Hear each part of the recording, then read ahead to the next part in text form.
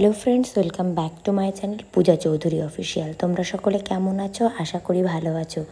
তো দেখো, আজ চলে এসেছিলাম মায়াপুরে। হ্যাঁ, বেশ খানিকটা রাত হয়ে গেছিলো, প্রায় সমস্ত মন্দির সমস্ত কিছু বন্ধের টাইম, কিন্তু আমাদের এই টাইমেই আসতে হলো। কেননা একদম ঠিক মন্দিরের পাশ দিয়েই আমরা যাচ্ছিলাম। একটা অনুষ্ঠান বাড়ি ছিল, আজকে একটা অন্নপ্রাশন ছিল।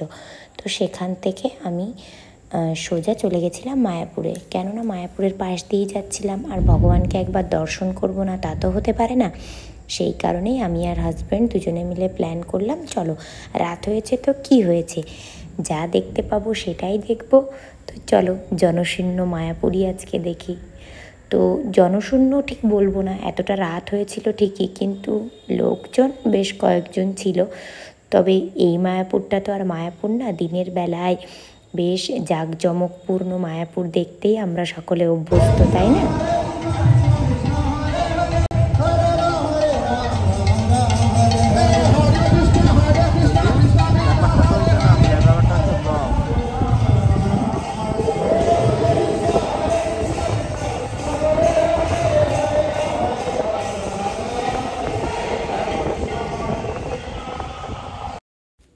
তারপর দেখো, ঢুকেই যেটা পেয়ে গেছি, এরপর মায়াপুরে ঢুকে কিছু দেখতে না পেলেও মনে আমার আক্ষেপ থাকবে না আজকে।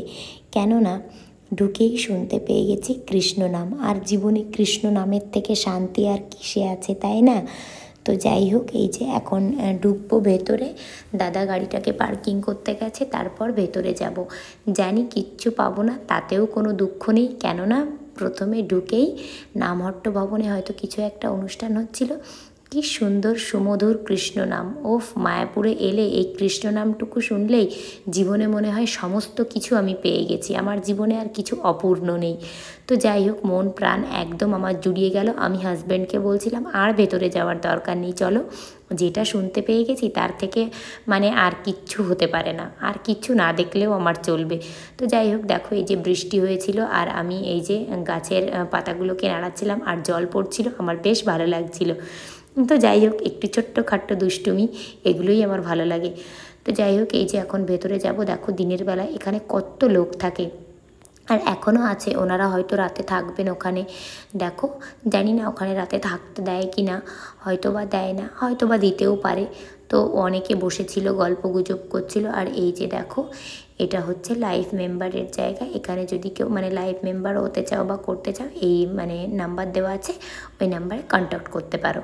তো যাই হোক, দেখো এই যে এখানে গোবিন্দাস রেস্টুরেন্টে এখন ঢুকবো। হাজব্যান্ড গেছিলো, ওই যে ওখান থেকে একটা বই টই নিয়ে এলো, দেখলাম ও এখানে এলে পারে মায়াপুরে এলেই বই কিনবেই। বই ওর একটা খুব পছন্দের জিনিস, আর আমারও বেশ ভালো লাগে। তো ও একটা একাদশী মাহাত্ম্যের বই নিয়ে নিয়েছিল। তো একাদশী মাহাত্ম্যের বই আরও রয়েছে, তবুও আজকে একটা নিল। মানে মায়াপুরে এলেই ও একটা না একটা বই নেয়, আমার বেশ ভালো লাগে। আর এই একাদশী মাহাত্ম্যের বইগুলো পড়তে কিন্তু আমার বেশ ভালো লাগে, আমি পড়ি। ও আমাকে পড়ে শোনায়, কোনো কোনো সময় আমিও ওকে পড়ে শোনাই। কাজের ফাঁকে ফাঁকে যখন যা সময় পাই, আমরা কিন্তু এই একাদশী মাহাত্ম্য বা যে কোনো বইটই ঠাকুর ঘরে একবার সকাল সন্ধে ও পড়ে আমাকে শোনায় বা আমি পড়ে ওকে শোনাই, বেশ ভালো লাগে। মন প্রাণ সব একেবারে জুড়িয়ে যায়। ওই যে বললাম, কৃষ্ণ নামে, ভগবানের নামে থেকে শান্তি আর কিসে আছে, তাই না? তো যাই হোক, এই যে গোবিন্দাস রেস্টুরেন্টে ঢুকে গেলাম, কারণ অনেকটা রাত হয়ে গেছিলো, আমাদের বেশ খিদে লেগে গেছিলো। বাড়ি যাব, রান্না করব, তারপর খাবো। অন্নপ্রাশনের ওখানে গেছিলাম ঠিকই, কিন্তু আমরা বেশি কিছু খাইনি। তো যাই হোক, এই যে এখন বসে আছি, অর্ডার করব। তো সবাইকে জিজ্ঞেস করছিলাম কে কী খাবে, দাদাকে আর হাজব্যান্ডকে। আর আমি আর হাজব্যান্ড এখানে এলে যেটা খাই সেটা আমাদের কমন, কিন্তু দাদা কী খাবে ওটা একটু জিজ্ঞেস করে নিচ্ছিলাম। তারপর দেখো, এই যে অর্ডার দিয়ে দিয়েছিলাম। আমরা কিন্তু গোবিন্দাস রেস্টুরেন্টে এলেই ধোসা কমন, ধোসা খাই। তো এই যে আমি নিয়ে নিয়েছিলাম একটা পনির ধোসা। এখানে এলে পনির ধোসাটাই আমি খাই, বেশ ভালো লাগে। আর হাজব্যান্ড আর দাদা নিয়ে নিয়েছিল মশলা ধোসা, আর একটু রুটি আর আলুর দম। তো যাই হোক, খাওয়া দাওয়া কমপ্লিট করে বেরোবো, বেশ খানিকটা রাত হয়ে গেছে। তো এই যে এখানে এসে বসছিলাম একটু। দিনের বেলায় যখন আসি ওখানে কত লোক থাকে, হয়তো বসার জায়গাটাই পায় না, আর আজ পুরো ফাঁকা। এটাও একটা অভিজ্ঞতা, তাই না? তো যাই হোক একটু বসলাম, বসে একটু ছবি তুলে নিলাম। এই যে এই সব রকম এক্সপিরিয়েন্সেরই জীবনে দরকার, তাই না? রাত দিন সব সময় কোনো কোনো জায়গায় রাতের পরিবেশটাই বা কীরকম, সেই সমস্ত কিছু এক্সপিরিয়েন্সই আমাদের জীবনে দরকার, তাই না?